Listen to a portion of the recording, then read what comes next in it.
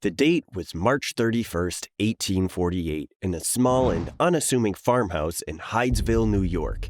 Margaret Fox was mother to 3 girls, Maggie, Leah, and Kate. On that night, Maggie and Kate were up to something. If you were to ask the girls about their farmhouse, they would directly tell you that they felt something off about it. They would tell you that sometimes they would hear tapping inside the walls and furniture. They would tell you the tapping had its own intelligence and agenda. This night, March 31st, they would show a neighbor the facts of the matter, and their mother began the demonstration. They asked the spirits direct questions, and to the awe of the onlooker, they received answers. Maggie and Kate ordered the spirit to count to 5, and the room where they were standing in shook with 5 hard shakes. They commanded it to count to 15, and so to the shock of the neighbor, 15 raps sounded in the small room they were sharing. They asked the spirit the neighbor's age, and 33 raps resounded within the farmhouse walls. Finally, they commanded the spirit to rap 3 times if it was an injured spirit, and just as before, the command was obeyed, and 3 raps echoed in the room. So how did this happen? Could this possibly be real? Were the sisters actually communicating with a real spirit? Nope. Sorry to burst your bubble, but this had all the telltale signs of a prank. And not to mention, this was also the night before April Fool's Day. The Fox sisters managed to pull off a clever stunt and fooled their entire neighborhood. However, nobody would have guessed they would go on to fool the entire world. Soon after the exhibition, the Foxes abandoned the small farmhouse in Hydesville, and Margaret sent Maggie and Kate to live with their older sister, Leah, in Rochester, New York. Leah accepted Maggie and Kate into her home, and it was a case of being in the right place at the right time for the Fox sisters. Many dismissed their obvious prank for what it was, but nobody could have possibly predicted what came next.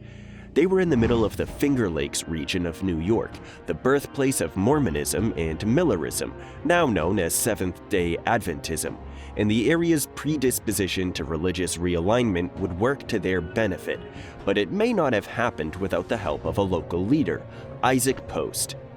Isaac Post was a Quaker born in Long Island in 1798.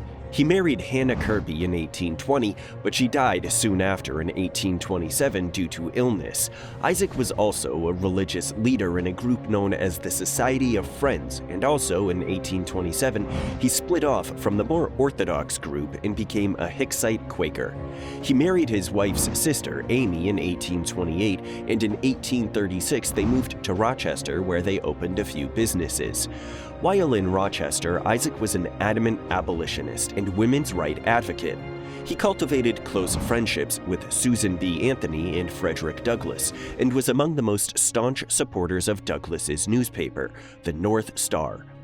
Isaac used his familial home as a checkpoint in the Underground Railroad, where he would host up to 20 runaway slaves every night.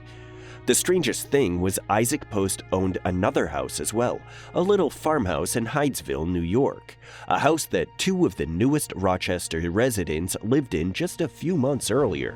Post used his now incredibly significant influence within the local culture to support the Fox sisters. He hosted weekly seances where the sisters would serve as mediums, and he would use them to try to contact the dead. Now with a local foothold in one of the young country's cultural and intellectual centers, the girls' practices of seances were met with a mix of reception. There were many in attendance of seances, now an increasingly popular event. Some wanted to speak to the dead and were in awe of the practice. Some were skeptics. In a 19th century example of all press being good press, the practice exploded in popularity. Maggie became a celebrity, and influential people the world over were conducting seances. By 1853, there were 30,000 mediums working alongside Maggie, and the tendrils of spiritualism began to wrap themselves around the minds of people everywhere. In 1855, Maggie would marry Elisha Kent Kane, a celebrity Arctic explorer who caught the American imagination by beating the elements in nearly every deadly disease of the time. Kane beat cholera, scurvy, typhoid, and bacterial septicemia, and published very well-received novels on Arctic exploration. In 1861, Abraham Lincoln took up residence in the White House with his wife Mary Todd, and a few thousand miles away in Buckingham Palace, Queen Victoria's husband, Prince Albert, had died. Mary Todd had a hard time dealing with the death of her children, just as the Queen had a hard time grieving her husband.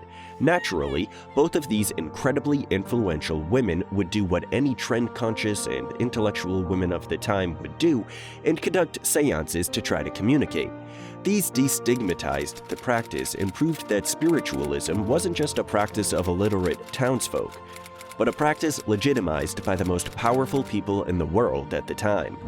Success took their toll on the Fox sisters. Maggie had given up being a medium when she married Cain, but after his death in 1857, she had to return to the practice. By now, she had resorted to alcohol to treat her deteriorating career, family relations, and mental health. Kate fared only slightly better. She had had a somewhat successful tour abroad, albeit one that was also drenched in the sad truths of alcoholism. Kate performed a tour in 1871 in England and married. She had 2 sons in England. The eldest, Frederick, was hailed as a prodigious medium whose eyes changed colors when he was communicating with the spirits. 1885 saw a rise in investigations into the authenticity of mediums, and a New York committee summoned Maggie to prove her skills. With the adverse effects of years of alcohol abuse, she was publicly shamed as she failed the probe. Her sister, Kate, lost her husband to a stroke, and she fell further into the bottle.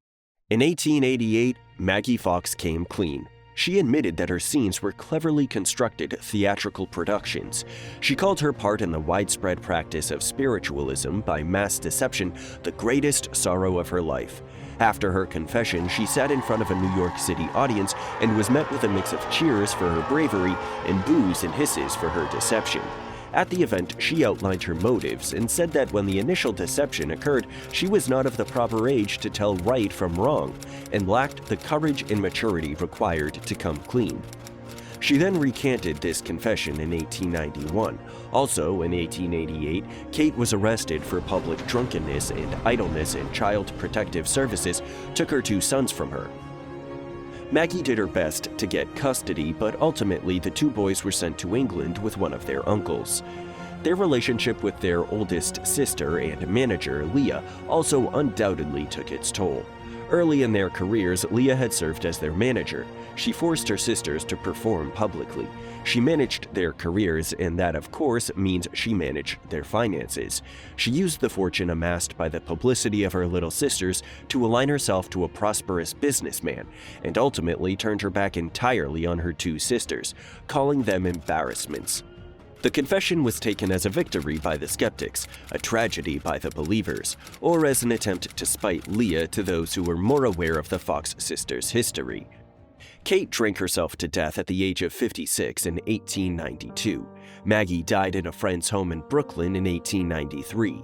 Both were absolutely destitute at the time of their deaths, no doubt due to years of stress and alcohol abuse. Spiritualism took a few hard knocks in the decades that followed the Fox sisters' meteoric rise to fame and fall from grace. Of course, Maggie's confession and then immediate recantation was a bad start, but in the 1920s, a tell-all book was published that revealed all of the secrets of some of America's most deceptive and successful mediums. They came out in force to destroy the books off the shelves of stores, but they weren't successful. It can be argued that spiritualism in the late 19th and early 20th centuries laid the groundwork for modern media norms and culture of sensationalizing events. There are some spiritualism scholars that believe that the Fox sisters' deception did little to deter the spread of the practice due to the regularity of mediums being exposed as frauds. Spiritualism is still frequently revisited today by psychics and pop culture, but no longer has the hold it once did. Psychics and mediums still exist today, and they still claim that spirits can talk to them and have much to teach the living, but the experience is far more personal, less publicized, and less theatrical than when spiritualism was at its height. No longer are seances experienced in sold-out theaters where tables fly across the stage, but they no doubt are somewhat influenced by their predecessors. What are your thoughts on the Fox sisters and spiritualism? You can learn a lot from the story. On one hand, they were a fraudulent phenomena that swept across a nation and found its way into two of the most powerful homes in the world. But on the other, they were small children who were in way over their heads and were being manipulated and defrauded themselves by someone who they were supposed to be able to trust. How would it feel if your entire life was a deception? Maggie and Kate were 14 and 11 years old that fateful night in their farmhouse, and from that moment on, life became a deception and their words became lies. As always, thanks for watching, and if you enjoyed the video, make sure to hit the like button and subscribe to our channel for more videos.